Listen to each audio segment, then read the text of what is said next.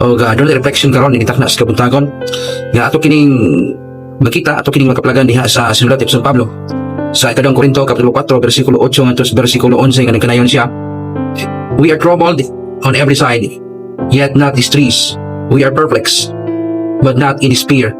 Persecuted, but not forsaken. Cast down, but not destroyed.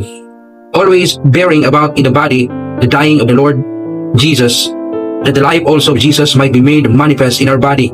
Verse 11, for we know which live are always delivered unto death, for Jesus' sake, that the life also of Jesus might be made manifest in our mortal flesh.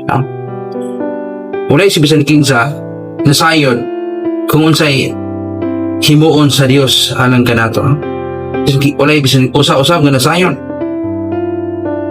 kung kanus amo dangat kanato ang discouragements kinabuhi. From this verse we consider